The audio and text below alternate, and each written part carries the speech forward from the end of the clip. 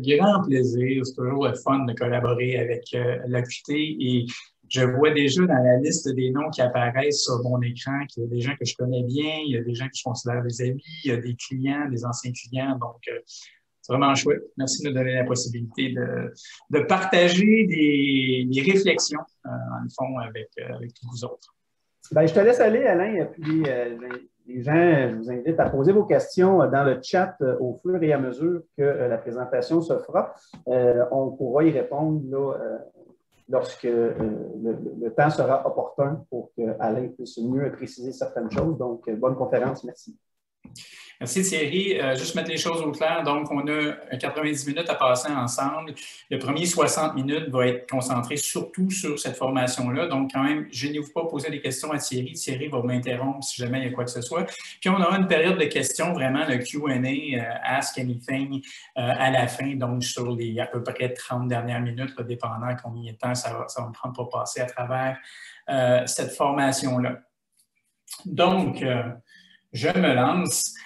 On veut effectivement parler du tandem vente-marketing en 2021. Qu'est-ce qu'on doit changer? Tout le monde est en crise. Je peux vous dire que c'était vraiment une grosse année 2020 pour le marketing. 2021 s'annonce à peu près pareil. Donc, je vais rapidement rentrer dans la situation qui était celle juste avant la pandémie, c'est-à-dire que ce que vous avez à l'écran, c'est des statistiques qui datent de fin 2019 de la part de Gartner aux États-Unis qui ont interviewé 750 acheteurs B2B et comment ils répartissaient leur temps. Fait que si on regarde ça, 17% de leur temps était passé à rencontrer des fournisseurs. Mais là, dans la moyenne, vous autres, en tant qu'acheteurs, si vous achetez quelque chose, vous allez parler au moins à 3 fournisseurs. Fait que le 17%, on pourrait le splitter en 3. Donc, ça tourne bien plus alentour de 5% à passer du temps avec un fournisseur que d'autres choses. Fait que quand toi, t'es fournisseur, ça ne donne pas beaucoup de temps à passer avec le prospect. Si on regarde les autres affaires, 18% à faire des recherches de manière indépendante hors ligne, puis 27% à faire des recherches en ligne. Ça, c'était le temps qui passe à choisir un nouveau fournisseur sur une solution qu'ils veulent acheter. Alors, après ça, bien entendu, la COVID a frappé. Puis, la manière que moi je traite ça, c'est la vitesse du changement exige un changement de vitesse de votre part. Donc, vous devez changer la façon de procéder, tant au niveau du marketing qu'au niveau de la vente, et ça a amené des choses qui sont différentes. Donc, post-COVID, puis là, je vous lance la réflexion parce que c'est celle que j'ai faite. Ça ne veut pas dire que j'ai nécessairement raison, mais je vous amène à réfléchir là-dessus. Donc, le temps passé avec les fournisseurs a diminué parce qu'on passe moins de temps en vrai, en personne. On a tendance à y aller assez straight to the point quand on a un meeting en one-to-one, en Zoom avec un fournisseur ou avec un client. Les recherches indépendantes hors ligne, on oublie ça. Et donc, les recherches en ligne, elles, ont augmenté. On le sait, la consommation de vidéos a complètement explosé en 2020, de vidéos au niveau même, tu sais, marketing B2C, B2B, peu importe, mais consommation de contenu en ligne pour savoir ce qu'on fait a augmenté de manière vraiment exponentielle. Ça fait qu'on arrive à une troisième vitesse. Première chose, tout se fait à distance. Okay? Deuxièmement, nos communications sont désynchronisées. Ce que je veux dire par là, c'est que je t'envoie un courriel, tu me réponds demain, quelqu'un t'envoie un message sur chat, tu vas le rappeler par vidéo, tu vas le rappeler par téléphone. Donc, tout ça est comme décalé constamment. Puis en même temps, tout le monde s'attend à une réponse plus rapide. Le chat, entre autres, pour bien des gens, on va chatter parce qu'on va avoir la réponse tout de suite. On va avoir une réponse plus rapide par chat souvent que par téléphone régulier ou par email ou par passer un commentaire sur Facebook ou peu importe.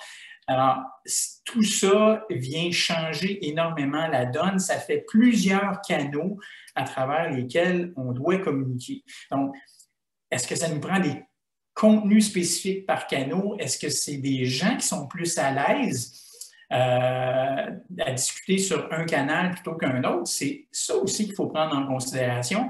quel employé est le ou la mieux placée pour utiliser un canal X pour être en communication avec quelqu'un et offrir une expérience extraordinaire. Je suis tombé sur un article du Harvard Business Review hier sur les 10 mythes du marketing COVID. Et puis, entre autres, un des éléments là-dedans qui était nommé, puis je vous donnerai l'URL à la fin de la formation, c'était de dire qu'on ne se bat plus contre un compétiteur, on se bat contre la dernière expérience vécue par le prospect. C'est vraiment ça.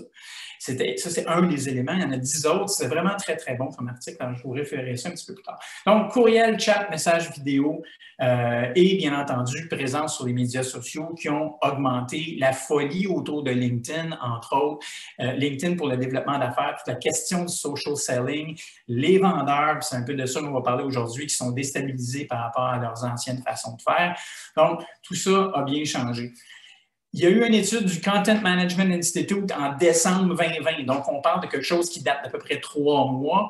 Quels sont les gros changements qui ont été faits par les entreprises B2B en Amérique du Nord? Donc, le sondage a révélé un paquet d'affaires intéressants. 70% des entreprises sondées ont changé non seulement la cible, ils ont changé le message qu'ils utilisent auprès de leurs prospects et de leurs clients. 64% ont changé leur calendrier de publication. Donc, on ne publie pas les mêmes affaires au même moment qu'on avait l'habitude de faire. 53% ont changé l'effort qu'ils mettent en distribution et en promotion de contenu. On a eu vraiment une demande de ads, encore une fois, particulièrement sur LinkedIn en 2020 qu'on n'avait pas avant. 40% des entreprises ont revu, changé leur site web. Suite à ce qui s'est passé en 2020, c'est des investissements incroyables. Des plateformes comme B2B Quotes, par exemple, ont explosé parce qu'il y a eu tellement de demandes au niveau des sites web. C'est vraiment incroyable. Et puis, 40% des entreprises ont augmenté leurs efforts sur les médias sociaux, surtout les entreprises qui ont une communauté de montée avec leurs prospects. Donc, il y a eu des changements majeurs au niveau de la communication, au niveau du contenu, et donc, nécessairement, le marketing et les ventes ont été touchés par ces changements-là.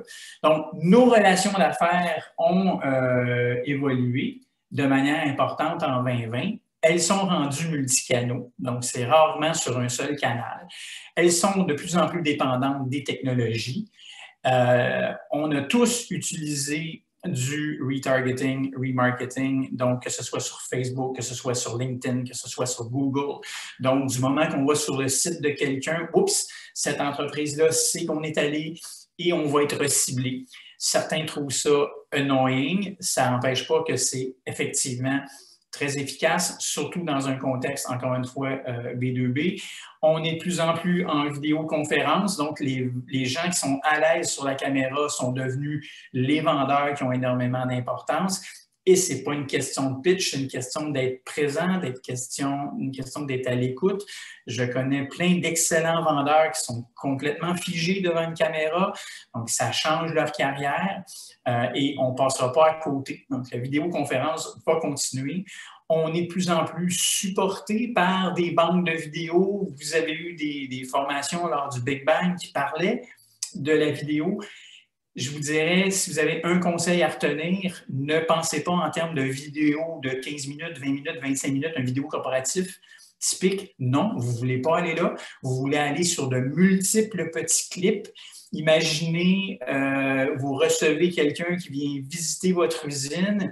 Vous ne ferez pas nécessairement le grand tour qui va prendre 45 minutes. Vous allez l'amener à la machine spécifique qui va produire sa pièce ou encore la technologie qui va être utilisée. Donc, on veut avoir des supports. Donc, c'est du sales enablement, c'est de l'activation des ventes. On va revoir ça un petit peu plus tard aujourd'hui. Mais donc, on est clippé. Et donc, c'est une bibliothèque de contenu qu'on va utiliser, des graphiques, des vidéos, des photos, des démos, etc. OK? Et bien entendu, le chatbot a pris énormément d'importance. Il va continuer à en prendre compte tenu de la nouvelle génération des décideurs, qui sont les générations Y. Maintenant, représentent à peu près 50% des décideurs sur le marché B2B. Donc, le chatbot, ils sont habitués de dealer avec ça, mais n'oubliez pas l'expérience client qui est délivrée par votre chatbot parce qu'il va être effectivement, on se rappelle de tantôt, on se bat contre la dernière expérience client. Ce que je veux aussi vous rappeler, c'est que cette nouvelle génération-là, même s'il y en a en B2B, s'attend à une expérience qui est similaire à celle du B2C. Donc, la recommandation de contenu, ces gens-là s'attendent à une très grande personnalisation et s'attendent à ce que vous répondiez parfaitement et complètement à leurs questions, à leurs besoins, surtout au moment où ils vont parler à un vendeur, parce que tout le reste, ils l'ont fait par eux-mêmes.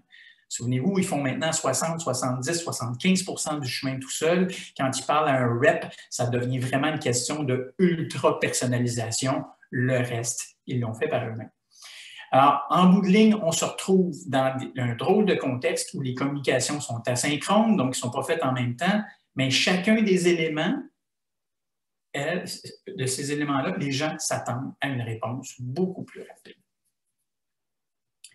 Donc, on est dans cette situation-là et, écoutez, ça date de 2019. McKinsey disait déjà que les prospects passent en moyenne par 6 canaux différents, puis ils sont insatisfaits. Alors, imaginez, suite à 2020, comment ça peut être en ce moment frustrant de la part des gens qui veulent être répondus rapidement, passent par un canal, ils n'ont pas de réponse, passent par un deuxième, pas de réponse, passent par un troisième. L'expérience client dérape complètement. Donc, il faut être effectivement présent et vigilant par rapport à cette satisfaction-là.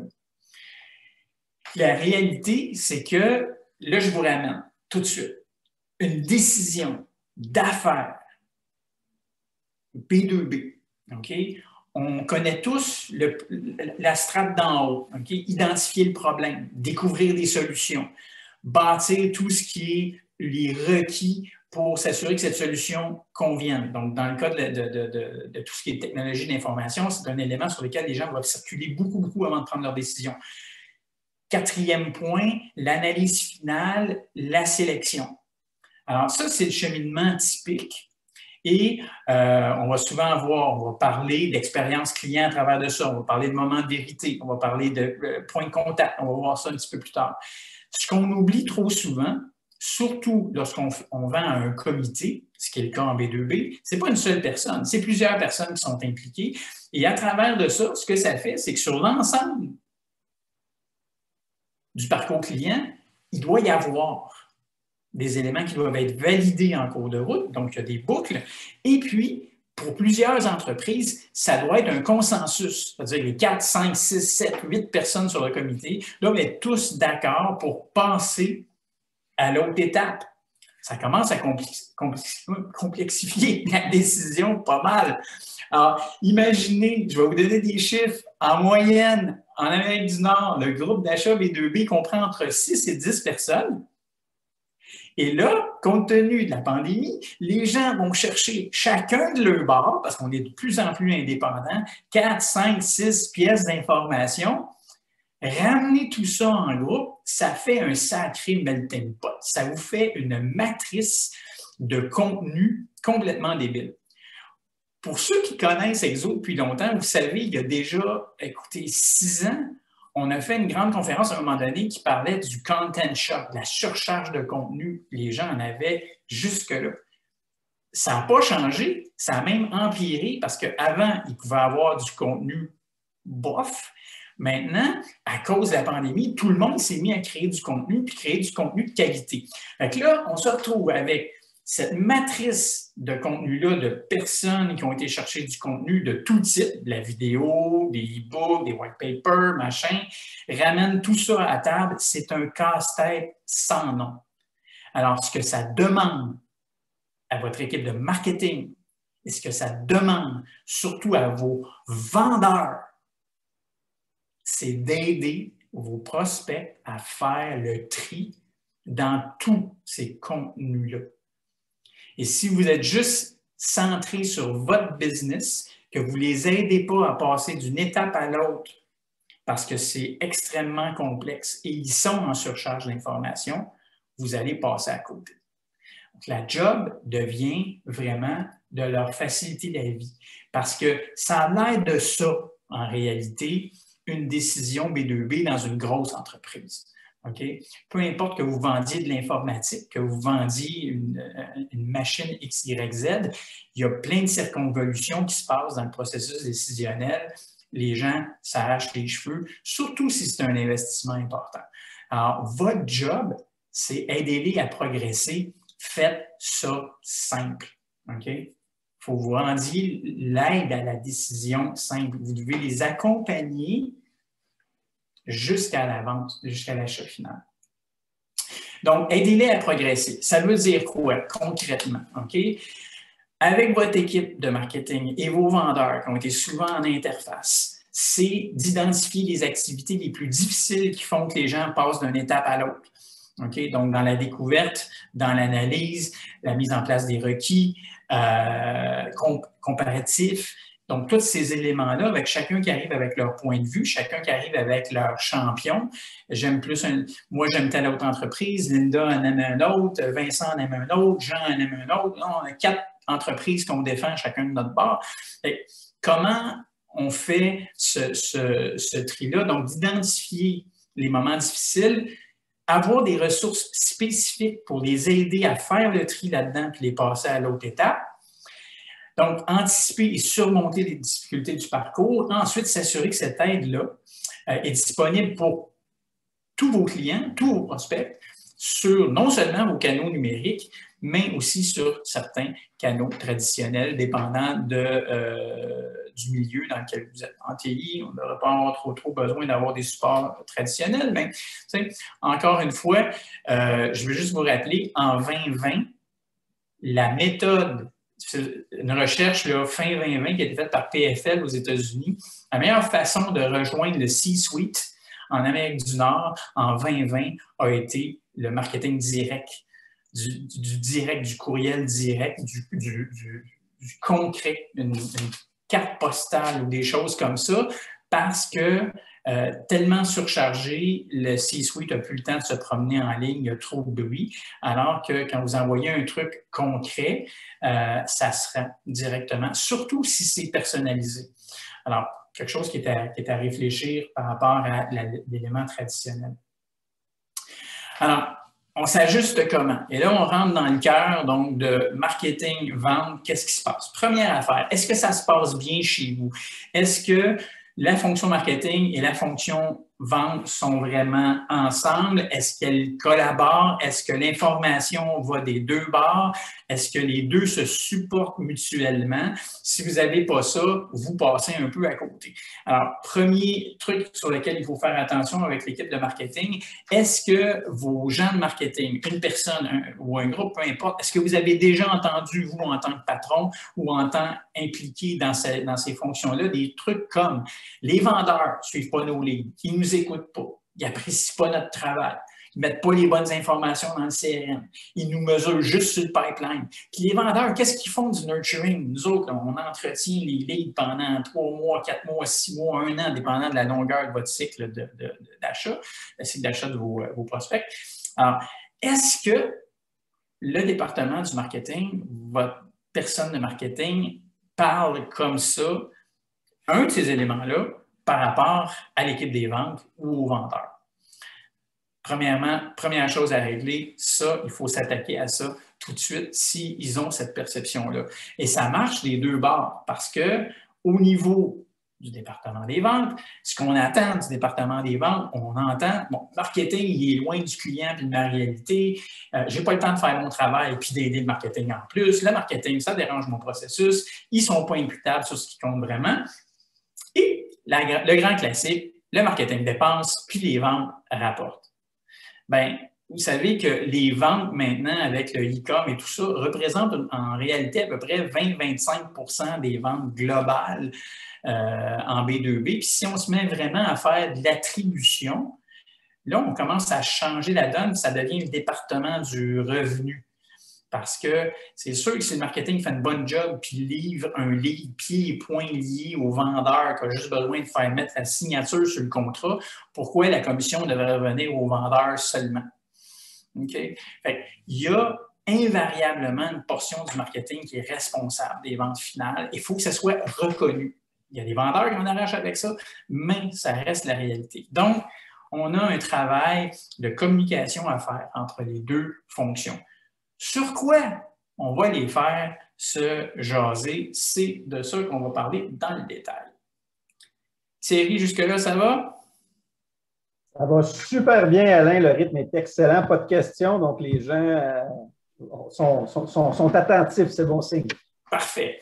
Alors, je veux juste vous ramener un chiffre qui date de 2018-2019, déjà à l'époque, avant la pandémie, avant tout ce qu'on vit en ce moment.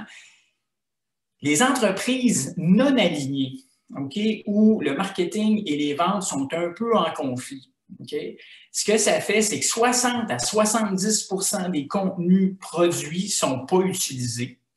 Et 75 % des leads générés par le marketing ne se concluront pas par une vente. C'est des chiffres qui font peur, c'est des chiffres qui font mal. Okay? C'est sûr que c'est un cas extrême, mais ça reste quand même une moyenne sur les entreprises qui sont en conflit, où les fonctions sont en conflit. Okay? Donc, si le plus ne vous tente pas, le moins devrait vous faire peur. Puis si je regarde au niveau du plus, bien, on va regarder en certains, dans quelques slides. Alors, il faut régler effectivement le problème de communication avant d'aller plus loin et il faut tracer un nouveau chemin pour 2021 parce que le prospect s'attend à une grande personnalisation et souvent, il connaît mieux la compétition que le représentant de l'entreprise parce qu'il a passé beaucoup plus de temps justement à ramasser de l'information, à fouiller pour bien se documenter. Alors, le côté positif d'affaires, stat, encore une fois, très récente, 2020, des équipes alignées en moyenne, croissance d'entreprise de plus de 19 %, croissance des profits d'en moyenne 15 %, croissance des ventes en moyenne de 30 %. Ces chiffres-là viennent de différentes boîtes, ça vient de Marketo, ça vient de Gartner, ça vient de Forrester, ça vient du Content Management Institute. Donc, c'est des chiffres qui sont relativement récents, mais c'est vraiment pour vous démontrer que des équipes, des fonctions vente marketing alignées, ça a vraiment un impact majeur sur l'ensemble de l'entreprise. Alors, si on travaille ensemble, on va créer des outils qui vont être beaucoup plus efficaces au niveau de votre génération de leads, au niveau de votre génération de demandes. Je fais la distinction ici. Génération de leads, on parle de personnes que les ventes vont suivre. Génération de demandes, c'est tout l'intérêt autour des contenus que vous produisez à l'intention de vos prospects. Mais même à l'intention aussi de vos clients, parce qu'il peut y avoir des how-to. Si vous avez un logiciel qui est compliqué, c'est certain que, encore une fois, des petites vidéos, plutôt que toujours être au téléphone en train de répondre à du cas par cas, si le client qui a acheté votre solution a droit à une dizaine de vidéos qui expliquent vraiment chaque petite fonction particulière du CRM que vous vendez ou peu importe, bien, ça change la donne. Donc, génération de demandes, globalement, au niveau du contenu. Les techniques de prospection, social selling, 2020, incontournable, bien des vendeurs en arrachent avec ça. Il faut travailler, encore une fois, main dans la main avec le marketing là-dessus. Suivi des dossiers, tout le nurturing qui va être fait par du marketing automation plus souvent qu'autrement maintenant. Le courriel reste votre arme principale. Des activités de closing spécifiquement et bien entendu, post-achat, fidélisation, orientation des clients. Tout ça devrait être développé ensemble. Thierry, je te vois à l'écran. Est-ce qu'il y a du nouveau? Oui, bien d'ailleurs, quand tu parles justement que c'est un enjeu pour certains vendeurs, le social selling, est-ce que tu aurais un truc dans le fond là, pour nos dirigeants d'entreprise pour peut-être mieux mobiliser leurs équipes ou les aider dans le fond là, à travers ce genre d'activité? C'est encore une fois, il y a une combinaison de eux-mêmes, l'art de la vente n'est pas perdu pour autant. Ce qui vient jouer là-dedans, c'est vraiment toute la question d'utiliser les différentes data qu'on est capable d'accumuler, surtout sur LinkedIn depuis le début de 2020. Mais l'utilisation du CRM qui devrait être à la fois marketing et vente, parce que le marketing peut amener énormément de détails.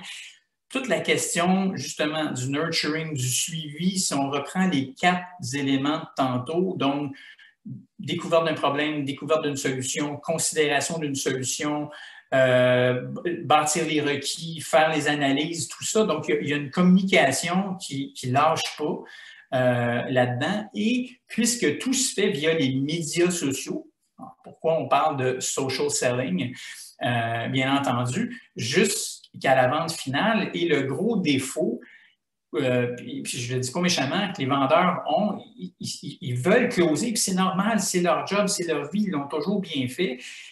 Puis si tu cherches à closer sur LinkedIn ou sur n'importe quel média social, tu te plantes. Okay? Tu viens de mettre un mur. Donc, il y a vraiment une nouvelle patience à développer. Il y a une manière de collaborer, d'échanger, de fournir du contenu sur les médias sociaux, pas juste sur LinkedIn, sur les autres aussi, que ce soit sur Twitter, que ce soit sur Facebook, que ce soit sur Instagram, dépendant de ce que vous faites, de ce que vous avez, pour en arriver à amener cette conversation-là en dehors des médias sociaux et qu'on retombe sur le bon vieux téléphone ou qu'on retombe sur un one-to-one comme sur Zoom. Mais encore une fois, il faut avoir quelqu'un qui est à l'aise avec la plateforme, l'utilisation de la plateforme, qui va utiliser son background, qui va utiliser la lumière, qui va prendre une certaine distance parce que des fois, c'est plus convaincant. Donc, je vous dirais que les vendeurs, une des premières choses, apprendre à vendre via la vidéo. S'il y a des formations là-dessus qui existent, il faut le faire. Et il y a des excellents bouquins, Virtual Selling de Jeb Blunt, entre autres, qui a donné une conférence de l'OQT, donc je connaissais Jeb avant. C'est vraiment très bien. Il y a plein de petits trucs de base pour être efficace en ligne comme vendeur qui viennent changer la donne. Et ça prend la collaboration du marketing qui va fournir justement les petits plus en termes de sales enablement. Donc, si je comprends bien, par exemple, si on utiliserait une plateforme telle que LinkedIn, l'important, c'est de pouvoir relancer la conversation via une phrase X pour être à mesure de pouvoir avoir un rendez-vous ou sortir un peu la discussion de LinkedIn vers le Zoom ou le téléphone. Tu sais, il y a beaucoup de débats autour de l'automatisation sur LinkedIn. Moi, je ne suis pas un très grand partisan de l'automatisation. À la limite, quelqu'un qui voudrait absolument automatiser, je dirais, OK, automatise ton reach out, c'est-à-dire que tes premières demandes de contact ou encore tu vas utiliser un truc comme Doxo qui va faire que ton profil va aller visiter un paquet de profils que tu vas avoir paramétrés. Les gens, parce qu'ils sont curieux, reviennent sur ton profil parce que tu es allé le visiter. Puis là, à ce moment-là, bien, ça te permet de les relancer parce qu'ils sont venus voir ton profil. À partir de là, je te dirais, moi, je ne suis pas un partisan de l'automatisation. Rendu là, ça devrait être une communication personnalisée pour s'assurer qu'on part une discussion. Le outreach comme tel pourrait être automatisé dans certains cas, je te dirais, puis ça va être super efficace. Parfait. D'ailleurs, j'ai une question ici là, dans la même ordre d'idée de M. Jean-Pierre Filion. J'inviterai Jean-Pierre à poser sa question directement à Alain. Jean-Pierre, est-ce que vous êtes là? Bon matin. Oui, tu m'as pris de court. Là. Je cherche à me démuter. Ça va être plus interactif de cette façon-là, je pense. Ben oui, ça me fait plaisir. Oui, ben c'est ça. Puis effectivement, moi aussi, je suis un gros fan de Jeb Blunt. J'aime beaucoup l'approche qui est très ouverte. Puis le social selling, tout le monde en parle. Il y en a partout. Je vais commencer d'un point de vue égoïste parce que je suis dans les ventes. Moi, je me trouve agressé et je veux pas dire harcelé, là, mais je veux dire, tout le monde nous envoie des affaires, puis bon, je suis en charge des ventes, fait que c'est toujours des gens qui veulent me vendre du lead generation, puis des listes, puis là, bon, fait que la question, est-ce qu'il y a des données sur l'impact ou les résultats que génère le social selling dans le contexte des ventes B2B? Puis j'ai bien apprécié tantôt la distinction que tu faisais là, entre le B2C, le B2B, puis dans le fond, ouais, le B2B va peut-être se rapprocher du comportement B2C là, dans le temps, mais il en reste pas moins que c'est toujours pas pareil. Et donc, la question, là, on a-tu des données, parce que c'est le fun, tu avais plein de données de statistiques, mais on a-tu quelque chose par rapport au social selling? Écoute, je pourrais, quand je m'engage à t'en trouver parce qu'il y en a, là, je suis tombé là-dessus à plusieurs reprises. Je veux juste revenir sur le point que tu viens de mentionner au niveau du B2C. C'est juste que les nouveaux acheteurs qui sont de plus en plus jeunes s'attendent à une expérience dans toute la dynamique de social selling qui va ressembler à ce qu'ils vivent en B2C. Ça n'empêche pas que l'élément final de la vente, l'élément closing de la vente sera toujours différent de B2C à B2B. Et en B2B, le vendeur a toujours le défi de se dire, je parle à une personne, mais il faut que j'arrive à convaincre un groupe en arrière de cette personne-là. Donc, il faut que la personne avec qui je suis en train de dealer, ça soit mon champion. Il faut que je l'équipe pour me défendre, pour défendre ma business pendant que je ne suis pas là autour de la table. Fait que ça, c'est une réalité qu'il n'y aura jamais en B2C. Et la portion social selling, justement, c'est que normalement, ton équipe de marketing, elle, va s'assurer d'adresser les gens qui sont sur le comité en arrière de ton contact pour faciliter la job. C'est là que le social selling devient un travail d'équipe vente-marketing. Toi, en tant que tel, oui, tu es en touch-up sur plein de monde. Tu vas connecter sur LinkedIn, tu vas connecter en haut et en bas au plan hiérarchique, tu vas connecter autour parce que tu vas demander qui c'est qui suit le comité ou des choses comme ça. Ta job de vendeur, c'est vraiment travailler au one-to-one, la personne que tu as avec toi en contact. Par contre, ton équipe de marketing, normalement, devrait fournir en termes de contenu, ne serait-ce que te le donner à toi pour que tu le donnes à ton contact pour qu'il partage ça au comité. Mais dans le fond, découvrir les besoins de contenu de ces gens-là, oui, il va y avoir du persona en arrière de ça, il y a plein d'autres choses qui peuvent être faites, mais quand on parle de social selling, c'est vraiment cet élément-là de travail en commun pour t'aider à faire, toi, ta job de vendeur qui est plus difficile qu'elle n'a jamais été. Effectivement. Excellent. Merci. Je voudrais t'inviter, Alain, pour une autre séance juste de virtual selling. Je suis convaincu que les gens apprécieraient. Ça me ferait plaisir. Pas de problème. Je te laisse poursuivre là-dessus. OK. Alors, si on continue, donc, critères de succès de manière générale quand tu implantes quelque chose de nouveau, surtout quand il y a de la technologie, bien, vous êtes tous du monde de techno, c'est sûr que vous voulez faire du market automation, vous voulez installer HubSpot, vous voulez installer Marketo, vous voulez installer Pardot, vous utilisez l'automation qui est de Microsoft, qui vient avec le CRM, ou peu importe, vous êtes tous eager, c'est normal, vous comprenez ça, vous êtes forts là-dedans. Par contre, il faut s'assurer qu'il y ait une culture des gens qui ne sont pas nécessairement tech en arrière de ça. Il faut s'assurer que les gens soient mis à niveau. On parlait de former les gens en social selling, ou je dirais même en social marketing à la limite, pour l'équipe de marketing, parce qu'il faut sortir de l'approche B2C. Surtout pas utiliser du marketing B2C en B2B. Après ça, mettre en place les process, surtout au niveau de toutes les chaînes de courriel. Puis, tu sais, automatiser, c'est pas automatique, comme aurait dit quelqu'un. Puis, ensuite de ça, bien, la data et la technologie que vous allez mettre, les data que vous allez choisir, la technologie que vous allez choisir, puis tout ça, c'est votre cours. Moi, je ne m'embarquerai pas là-dedans. Par contre, ce que je veux discuter avec vous autres aujourd'hui, c'est les 3 éléments suivants. C'est effectivement la question de la culture de collaboration vente-marketing, les processus sur lesquels la vente et le marketing doivent s'entendre et donner des éléments de tableau de bord qui doivent être nécessairement là si on veut que les ventes et le marketing parlent de la même affaire. OK? Là, on rentre dans l'application en tant que telle. À partir de maintenant, c'est vraiment de quoi les ventes et le marketing doivent parler et sur quoi ils doivent s'entendre. Donc, première chose, le fameux parcours client. Alors, les boîtes qu'on a vues tantôt, les 4 boîtes à travers lesquelles il va y avoir du consensus, ça, c'est incontournable. Et là-dedans, on va trouver 2 éléments qui sont clés, des points de contact et des moments de vérité. Okay? Et là, on parle d'expérience client. Pourquoi? Dans un premier temps, tous les points de contact. Je travaille avec un client ici, je pars nécessairement avec une liste de 75 points de contact. Vous avez au moins ça dans votre entreprise entre vous et un prospect. Il va y avoir 75 points de contact. Donc, quand je dis des points de contact, c'est le message téléphonique quand tu es en ligne, le message téléphonique quand tu n'es pas en ligne, le message de courriel, la signature de courriel, la façon que tes offres de services sont envoyées, comment ta facture est envoyée. Tout ça, c'est des points de contact. Okay? Tous les éléments de e-book, de vidéo, de white paper, de site web, de machin, tout ça, c'est des points de contact. Les appels, c'est des points de contact. Dresser la liste de points de contact ensemble, vente et marketing, et ensuite déterminer les moments de vérité.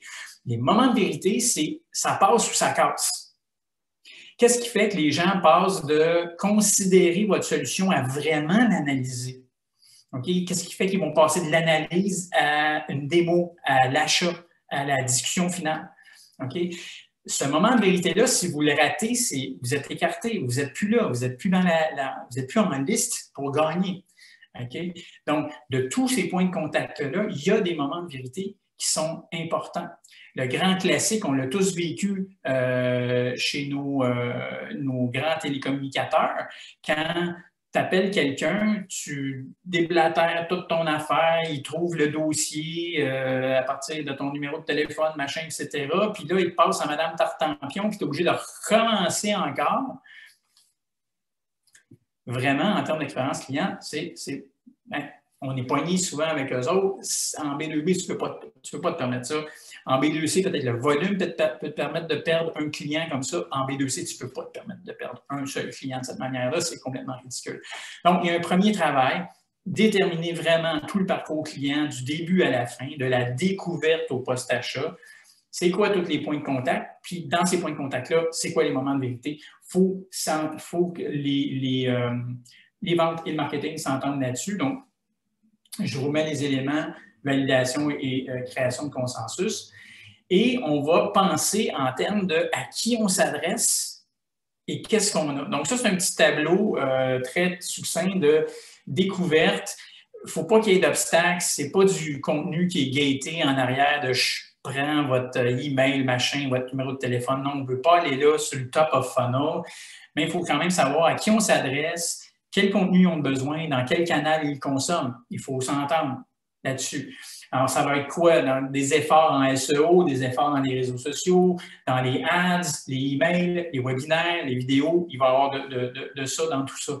La phase d'après, la considération, bâtir les requis, s'imaginer travailler avec vous autres, etc. Même chose, c'est qui, quel contenu, dans quel canal. Donc, le middle of funnel, on va chercher à fidéliser le client, fidéliser le prospect plutôt. Alors, on parlait de génération de demandes. Ah, il vous voit comme un thought leader, il ne vous lâche pas, il n'est peut-être pas prêt à acheter tout de suite, mais il vous garde dans son collimateur parce qu'il va acheter dans 6 mois, il va acheter dans 1 an. Okay? Donc, fidéliser dans les salons qu'on a pu malheureusement, où on avait ça, maintenant, c'était remplacé souvent par des lives, c'était la folie un peu en 2020, des vidéos, des études de cas, des white papers. On est vraiment, on les amène très, très près de la vente. Plus on descend, plus on est en analyse, plus on est en comparatif.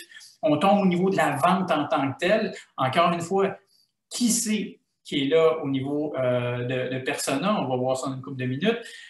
Contenu et canal, toujours la même chose. Et là, on est bottom of funnel. Essentiellement, c'est des contenus d'analyse, c'est des démos, c'est des présentations, etc.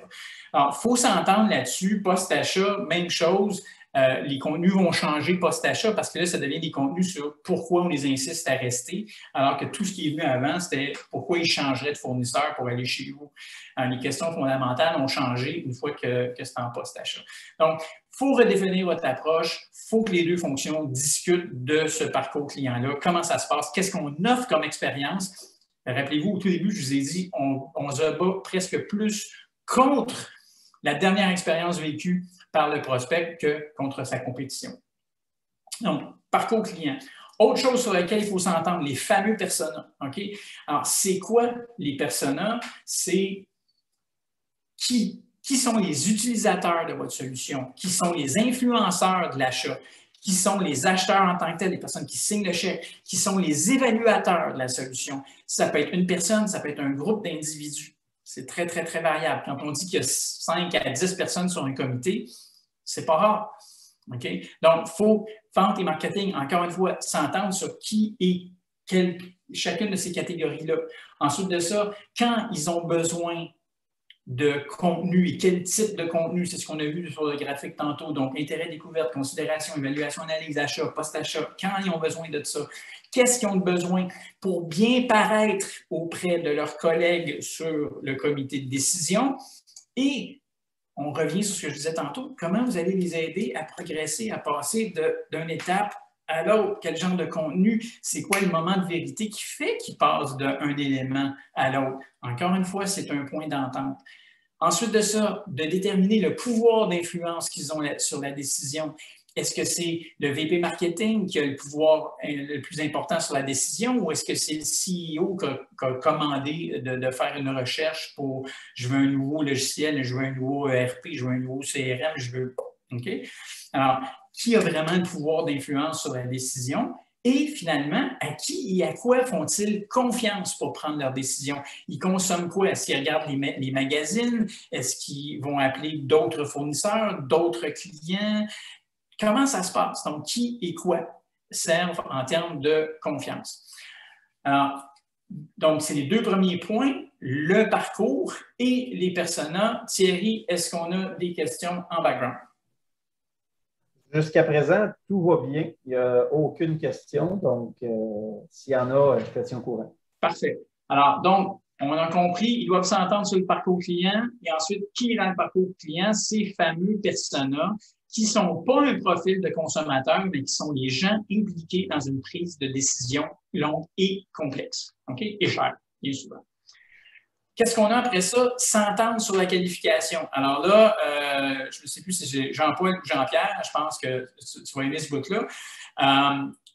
Les fameux Marketing Qualified Lead et les fameux Sales Qualified Lead. Okay? Alors, les marketeurs, quand ils travaillent avec les ventes, ils ont besoin vraiment de comprendre à qui ils doivent marketer, qui doit être entretenu. Puis ça, c'est super rassurant pour un vendeur pour lequel le bon vieux BANT n'est pas prêt encore. Donc, le time n'est pas encore prêt. Tu sais que c'est un bon client en devenir. Il n'est pas prêt à acheter maintenant. Tu ne veux pas le lâcher. Mais tu as ta job, toi, de closer puis de faire du biz dev peut-être. Alors, ça revient au département de marketing d'entretenir cette personne-là avec du contenu pendant 3 mois, 4 mois, 5 mois, 6 mois, 8 mois, 9 mois, peu importe. Okay? Mais il faut que le vendeur ramène l'information à l'équipe du marketing pour qu'il puisse faire une bonne job de nurturing. Alors, décider au niveau de la segmentation, ça a beaucoup changé en 2020 au niveau de la segmentation de nos cibles. À quel moment l'équipe du marketing ramène l'individu vers le vendeur? Okay? Est-ce qu'il y a un signal d'intérêt versus un signal de vente? C'est quoi la différence entre les deux? Tant que c'est un signal d'intérêt, l'équipe du marketing continue. Quand c'est un signal d'achat, un signal pour des ventes, puis à ce moment-là, normalement, le marketing va renvoyer ça du côté des ventes. Ça va se faire à l'intérieur du CRM. Qui convertir en opportunité justement dans le CRM? Si moi, je fais du nurturing depuis 6 mois sur quelqu'un, puis il devient vraiment une opportunité, bien, effectivement, je vais le passer au département des ventes, je vais le passer à mon vendeur, mais ça peut être ma responsabilité à l'intérieur du CRM de le passer en opportunité. Okay? Ensuite de ça, quelle source de contenu, quelle source et contenu fonctionne pour que la personne se sente encadrée, bien servie, qu'elle a le contenu qui l'aide à prendre ses décisions, puis à se défendre au niveau du comité, encore une fois, pour avoir l'air bien. De l'autre bord, une fois qu'ils sont Sales Qualified Lead, qu'il y a eu des signaux de vente, le vendeur sait vraiment qui poursuivre avec son art, avec son approche de vente, avec ses capacités de closing, en sachant qu'il ne va pas se mettre quelqu'un à dos parce qu'il pèse trop fort sur le gaz. Le marketing les a emmenés au bon moment. Ils ont besoin d'un vendeur. Ils ont donc besoin, plus souvent qu'autrement maintenant, de la super personnalisation de votre produit par rapport à leurs besoins. Okay? Ensuite de ça, le vendeur va connaître l'histoire. Il a peut-être pris un premier contact, s'est refilé au marketing. Le marketing a jasé avec eux autres pendant 6 mois. Le marketing est en mesure de dire au vendeur, regarde, il a consommé ça, il a downloadé ça, il a regardé le vidéo, mais il a arrêté à la 4e minute. Quand le vendeur reprend cette personne-là sous sa charge, il y a tout l'historique en arrière de consommation de contenu. Sur quoi qu'est-ce qu'il a consommé, sur quoi il a posé des questions, sur quoi il a arrêté, etc. Donc, si vraiment les deux fonctions travaillent ensemble, c'est génial par rapport à ça. Et le vendeur est rassuré que s'il y a des acheteurs potentiels, bien, ils vont être bien suivis. Pour que ça marche, pour que les MQL soient déterminés, pour que les SQL soient déterminés, il faut que les gens travaillent ensemble pour déterminer ce qui est un et ce qui est l'autre, ce qui vaut la peine d'être poursuivi en marketing en temps et en argent et ce qui doit s'en aller spécifiquement du côté des ventes. Et pour ça, on a ce qu'on appelle un Service Level Agreement que j'ai traduit par une entente de niveau de service. Okay? Les meilleures entreprises, celles qui sont les plus efficaces dans leur alignement vente marketing, ont toutes des SLA, mais ça représente juste 26% des business.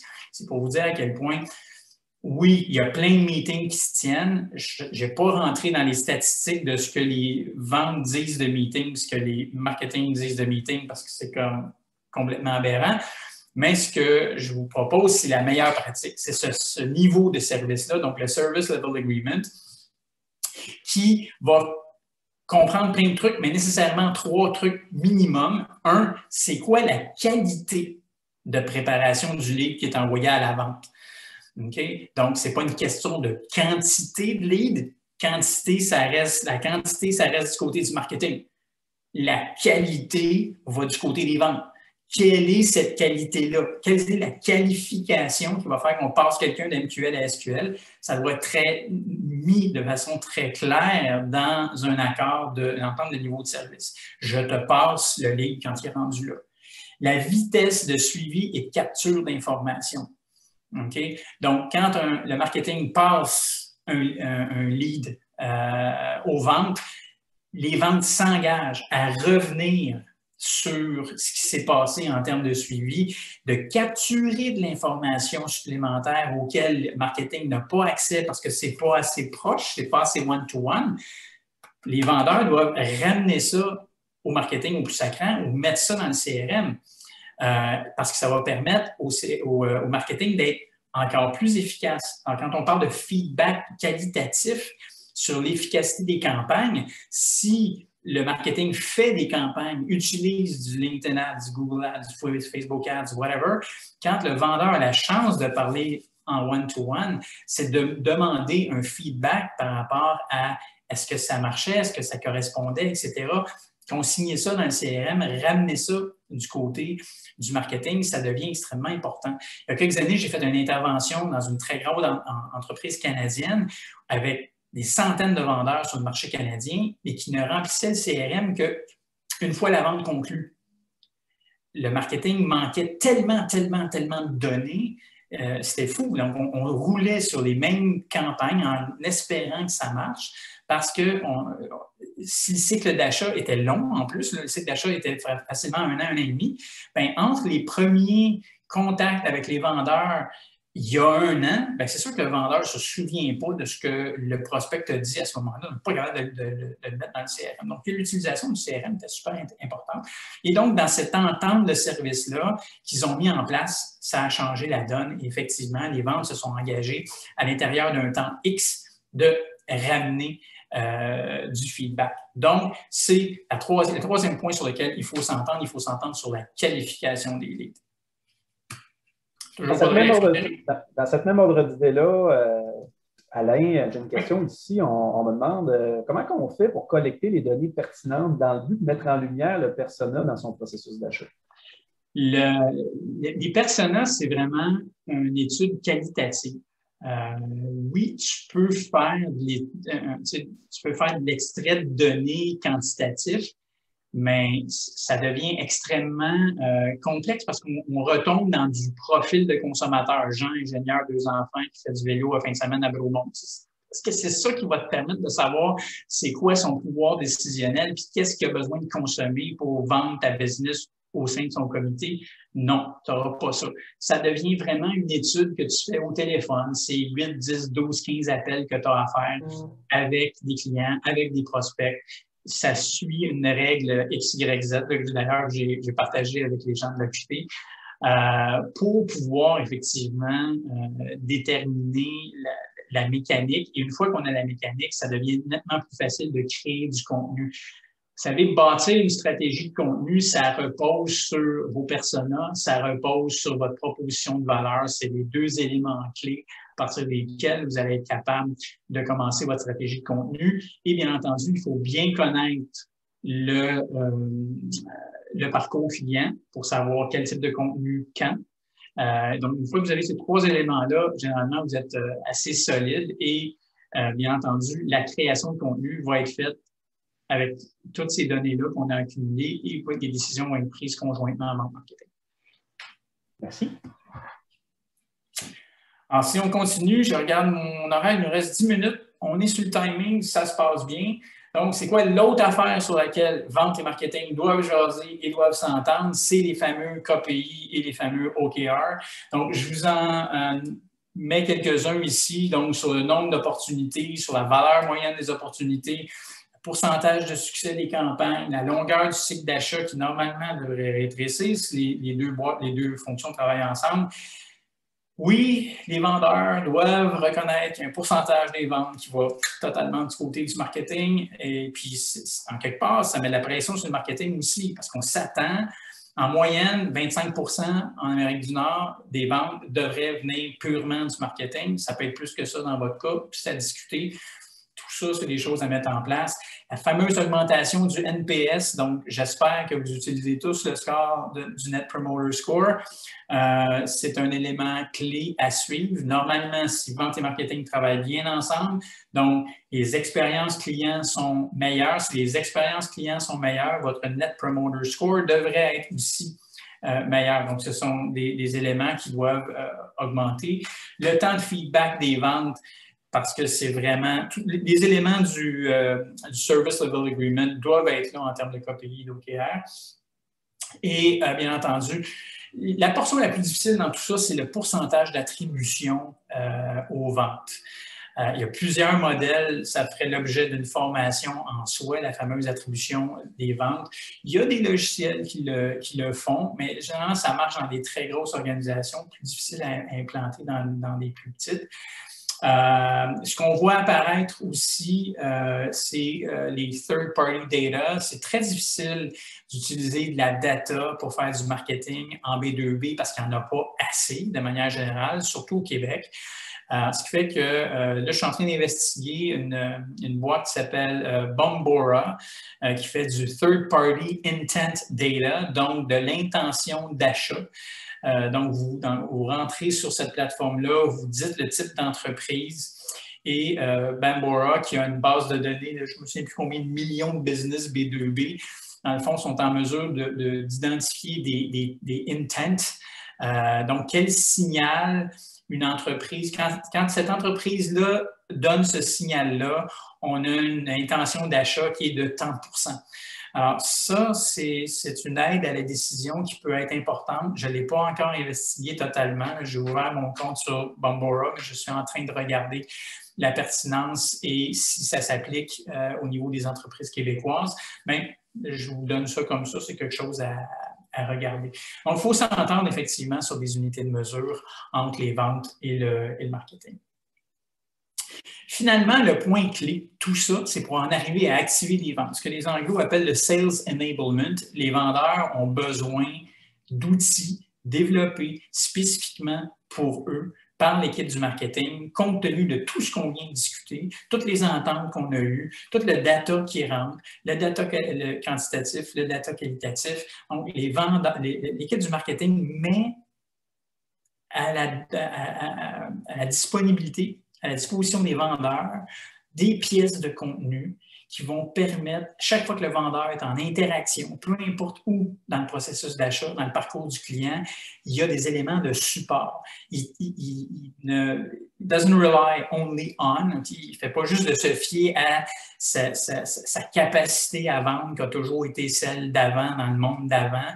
Les choses ont changé, les décideurs rajeunissent, donc ce qu'ils veulent, souvent, c'est effectivement, as-tu quelque chose à me montrer, un contenu, une vidéo, une analyse, un sondage, il faut que l'équipe de marketing produise ça pour les ventes. C'est ce qu'on appelle le Sales Enablement. Donc, ça peut être le script de téléphone qui a changé, ça peut être la séquence de courriel qui a changé en fonction de ce qu'on a appris au fur et à mesure qu'on a fait le nurturing. La séquence de courriel, une fois en vente, c'est pas la même.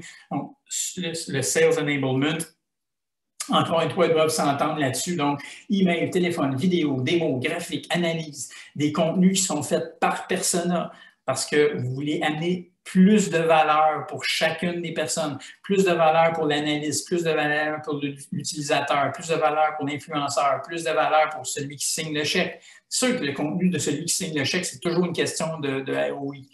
Okay? Vous voulez avoir du contenu par stage de parcours client parce que si pour une raison X, le prospect appelle directement le vendeur, entre directement en contact avec le vendeur, bien, il faut que le vendeur ait quelque chose qui va le supporter dans ce stage-là pour aider effectivement le prospect à passer à l'autre étape. Puis peut-être qu'il va y avoir un mix vente marketing, mais les vendeurs doivent avoir ces outils-là. Puis bien entendu, le CRM est pour les deux fonctions. Mais le problème, 55% des marketeurs en ce moment ne savent pas ce que les ventes ont besoin. Alors, s'il y a une raison supplémentaire de les asseoir ensemble et de les faire se jaser, c'est celle-là. Okay? 55% des marketeurs ne savent pas ce que les ventes ont besoin. C'est une stat qui date de fin 2018. Vous allez me dire, c'est loin, mais imaginez, la situation s'est empirée depuis ce temps-là. Les vendeurs n'ont jamais eu autant besoin d'outils pour les supporter que là, en 2020 et en 2021. Cette stat-là, elle doit être pire si, effectivement, les fonctions ne se sont pas mises ensemble pour s'entendre sur ce que les vendeurs ont besoin de closer. Le fameux contenu, okay, on doit s'entendre sur tous les contenus qu'on a jasés depuis le début. Mais bon, il reste 5 minutes, j'arrive à la fin. Alors, les fameux contenus, les billets de blog, des publications, des contenus, ce qu'on appelle les contenus riches, donc des contenus sur lesquels vous allez aller chercher de la donnée, des téléphones, des emails, des adresses, etc. Donc, les e-books, les white papers, tout ce genre d'affaires-là, les webinaires, les séminaires enregistrés, les lives, machin, tout ça, il faut s'entendre sur le type de contenu. Puis, bien entendu, je l'ai dit, vous les faites dire, c'est incontournable, vidéo, vidéo, vidéo, vidéo, vidéo. Qu'est-ce que vous devez avoir dans ces fameuses vidéos-là pour que ce soit clip, dynamique, rapide. On veut que les gens consomment nos vidéos. Vous le savez, ça n'a pas changé 1 à 3 minutes. Au-delà de ça, les gens décrochent, à moins vraiment qu'on est rendu dans l'analyse finale, un truc très costaud. Vous vous adressez à un spécialiste tout comme vous. C'est quelqu'un qui connaît son affaire, qui connaît votre affaire. Vous êtes 2 crackpots de votre affaire. Bien, c'est sûr que là, ça ne sera pas une vidéo de 3 minutes, ça va être une vidéo de 5, 7, 10, 15, 20 minutes. Google a fait une étude comme quoi il y avait des vidéos qui allaient jusqu'à 40 minutes en B2B quand c'était des vidéos très, très, très spécialisées. Ils étaient quand même consommés parce que ça s'adresse à quelqu'un qui a une connaissance extrêmement profonde du sujet. Tu ne peux pas traiter ça en superficie. Mais dans tout le parcours du client, c'est des petits clips dynamiques. C'est ça que tu veux, sinon les gens décrochent. Alors, c'est quoi faire du contenu? Ça, c'est souvent la question que je me fais demander. Puis, il faut juste, encore une fois, s'asseoir, puis on est de plus en plus dans le oui, human to human en quelque part, là, même si en B2B, on vend un comité, on reste qu'on est de plus en plus humain dans la relation et je vous ramène sur le fait que la nouvelle génération de décideurs a un outlook qui est B2C. Donc, du contenu, ça peut être quelque chose qui va partir une discussion. Tu ne veux pas nécessairement juste dire on fait ça, on fait ça, on fait ça, on fait ça. Non, qu'est-ce que tu peux être juste un peu controversé ou encore quand tu partages le contenu d'un journal, d'un magazine spécialisé, que tu sois un petit peu rentre dedans. Donc, partir une discussion, ça permet effectivement d'avoir des échanges en ligne. OK? Et puis d'ailleurs, là, par rapport au contenu sur les médias sociaux, je vais vous dire une phrase qui est à retenir. Comment is content. Okay? Commenter a presque, puis dans bien souvent, plus de poids par rapport au social selling que de partager n'importe quoi.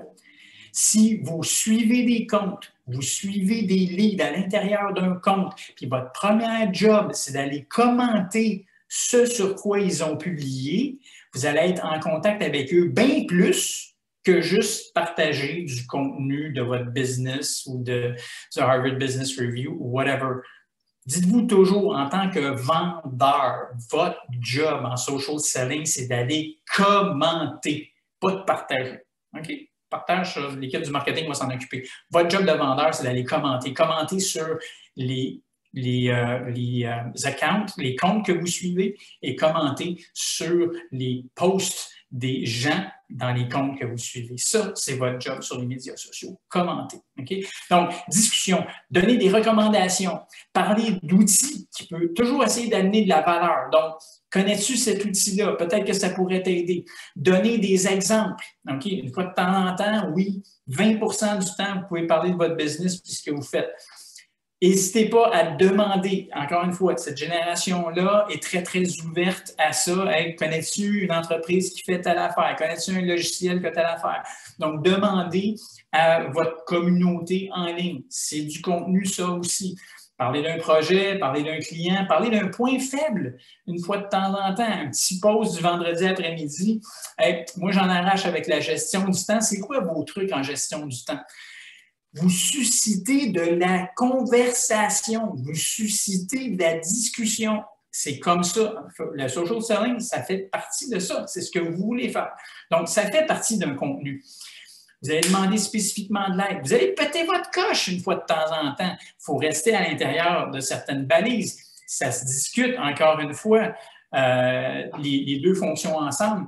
Mais péter sa coche contrôlée. Vous êtes choqué sur telle affaire. Ça montre juste votre côté humain de l'affaire. Okay?